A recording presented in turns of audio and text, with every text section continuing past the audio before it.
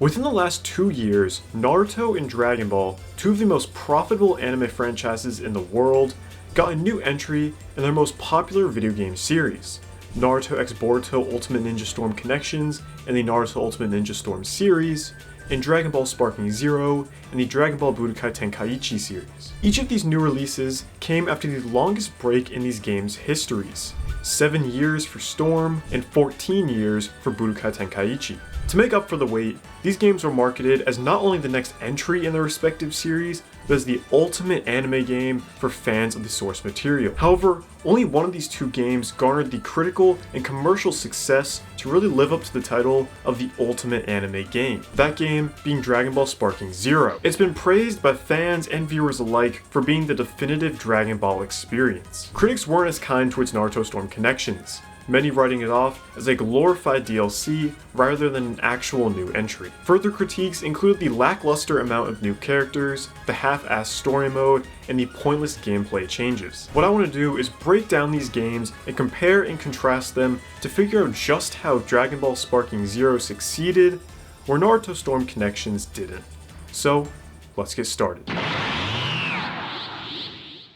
In order to be the ultimate Naruto game or the ultimate Dragon Ball game, the most important detail to nail is that the game should feel like the anime. Ever since the Budokai Tenkaichi series' first entry, it's felt like you're playing the anime itself, and Sparking Zero only takes it to the next level. Sparking Zero introduces a number of new mechanics as well as polishes and quickens the gameplay of its predecessor to create a truly Dragon Ball experience. The combat is fast with a number of ways to attack, counter, and move. The special attacks feel powerful as they rip through the stages, destroying everything in their path. There are beam clashes, rush clashes, and many more that add to the intensity and flair of the match. Everything that makes a Dragon Ball fight is possible in this game. In terms of changes from its previous entries, considering the last game was 14 years ago, it's not surprising that the game was built from the ground up. However, it still plays largely the same as it used to, just with new mechanics and faster combat. And to further accommodate veteran players, it includes two different control schemes, one mimicking the controls of Budokai Tenkaichi 3, and the other fitting a more modern arena fighter. Naruto Storm Connections, on the other hand, plays pretty much the same as its predecessor Storm 4, which received its fair share of criticism. The Storm series itself is known for having very simple gameplay, but making up for it with flashy moves and animations. It has some mechanics that feel like the anime, such as charging chakra and using jutsu, but it doesn't feel like Naruto. The developers CyberConnect 2 used essentially the same exact formula for their Demon Slayer game, and they both feel pretty similar. A lot of the unique Naruto mechanics have been lost with each entry, such as wall running.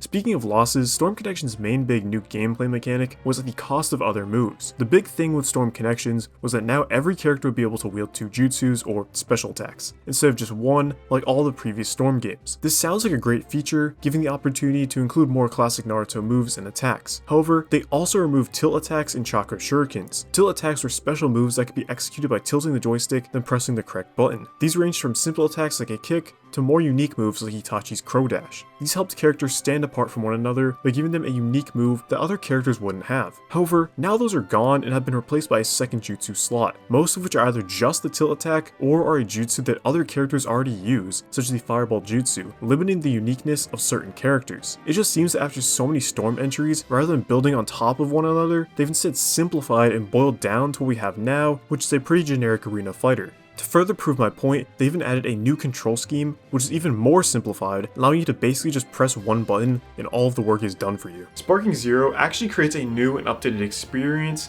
that feels like the anime has been transformed straight into a video game, whereas Naruto Storm Connections feels more like a dumbed down arena that's missing anything that really feels like Naruto.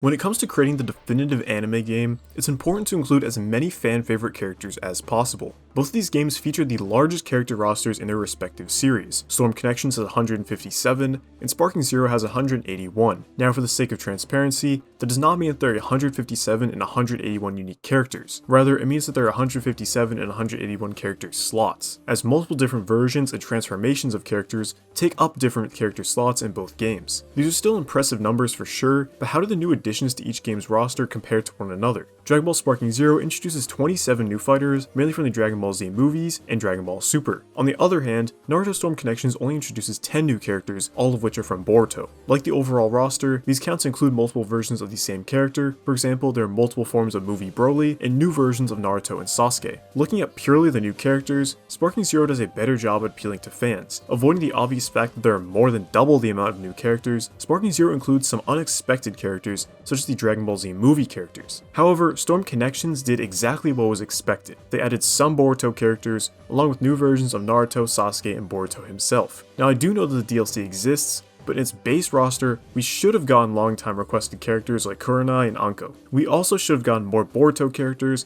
like Konohamaru and Shikadai, considering they had models and movesets in Storm 4. Now let's turn our attention to the veteran fighters. Sparking Zero does not feature every previous Budokai Tenkaichi character. They did bring back some fan favorites like Frieza Force Soldier, but many are also missing. The most upsetting being a lot of OG Dragon Ball characters such as Demon King Piccolo and Grandpa Gohan. In the case of Storm Connections, every character from Storm 4 makes their return, so it would seem as if the character rosters are equal in fan service. Sparking Zero has better new additions, where Storm Connections does a better job with veteran fighters. There's actually more to it. I would argue that Sparking Zero's roster consists of more fan service because of how it's purposefully unbalanced. Essentially, characters who are canonically more powerful in the anime are also more powerful in the game. In Storm Connections, most characters feel pretty samey and don't allow you to truly feel the power behind the series' strongest characters, unlike Sparking Zero does. Sparking Zero has a larger and more diverse roster. I think it's also important to note that this game was built from the ground up, meaning every single character had to be remade, whereas in Storm Connections,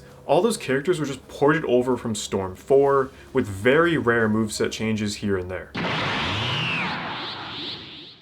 Another important aspect of the definitive anime game is being able to relive iconic scenes from the anime while putting you in the driver's seat. Now, neither game's story mode is perfect, but I still have to give the edge to Sparking Zero, mainly because Storm Connection story mode is just unforgivable. Both games seek to retell the story of their original source material. Sparking Zero covers the entirety of Dragon Ball Z, from the Saiyan Saga to the Buu Saga, as well as Dragon Ball Super up to the Tournament of Power Saga. Storm Connections covers the story of both Naruto and Naruto Shippuden. However, both games leave out some battles and create gaps within their stories. In Sparking Zero, this is a result of the story mode being divided into character-specific storylines. Essentially, you choose one of 8 different characters and play battles from their point of view. This means that the story jumps all around the place, and some battles are just left out for certain characters, such as Vegeta's storyline ending at the Buu Saga. But to make up for it, there are multiple alternate what-if stories and battles that can get pretty interesting. The presentation is pretty hit or miss, with half of the cutscenes being actually 3D animated, while the other half is essentially a slideshow. However, Storm Connection story mode is a whole lot worse. There are a number of battles that are completely left out, and these are battles that are important to the story. For example, almost the entirety of the Chunin exam preliminaries are left out, except for Naruto vs. Kiba. The presentation is also abysmal, as it literally is just slideshows of anime screenshots. But the most egregious part of the story mode has to be the boss battles. The Storm series is highly regarded for its unique and interactive boss battles. Throughout the marketing of Storm Connections, we were led to believe that all of the boss battles from previous games were going to be included here. But no, they couldn't have even given us that. Instead, they only ported over some of the boss fights and left out the rest, many of which were fan favorites like Jiraiya vs. Pain. While Sparking Zero's story mode could have used more battles and some improved cutscenes, it's still leagues better than Naruto Storm Connections' sloppily thrown together history mode.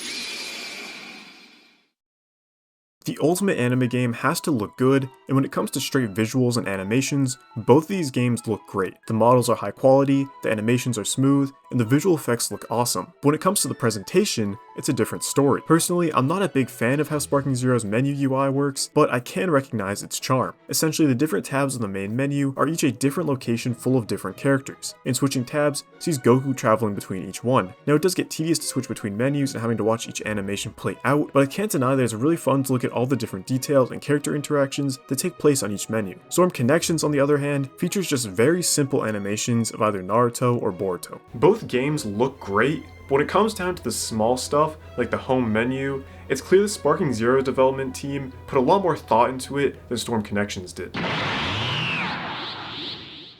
The last category is the most simple one, fan service. How many small details or Easter eggs can each game include to really drive home the idea that this is the ultimate anime game. Like all the previous categories, it just isn't a close comparison. Sparking Zero has a ton of small details for fans to pick up on. There are character interactions both in matches, but also on the character select screen itself. There are voice lines about the main female cast of the show about every single character in the game. There are alternate costumes for characters and songs for stages. There's even an entire game mode where you can create and edit your own custom battles full of events, cutscenes, and conditions. Storm Connections has basic info about its characters, a couple of costumes for a couple of characters, and some additional accessories. That's about it. Every time you play Sparking Zero, you're bound to find a new small detail that you'd never noticed before, which I just cannot say the same for Naruto Storm Connections. From analyzing these different categories, it becomes apparent that Sparking Zero was made for the Dragon Ball fans. It was clearly crafted with care down to the most minute details. Of course, it's not perfect, there are some signs of corporate greed in there, like Day 1 DLC, but that's just the way games are now. It's still vastly superior to what Naruto fans got with Storm Connections. The game was clearly made as a cash grab to make a quick buck off of Naruto fans while doing the bare minimum. Yes, it has the largest roster in Storm history, yes, it's mostly the same solid gameplay as Storm 4, but the minuscule amount of new characters, the lazy story mode, and the lack of real fan service hurts it severely. If you're a Dragon Ball fan, then you'll definitely like Sparking Zero. If you're a Naruto fan, then you'll probably like Naruto Storm Connections. But when it comes to being the ultimate anime game experience, Sparking Zero is the only one that can actually live up to that title.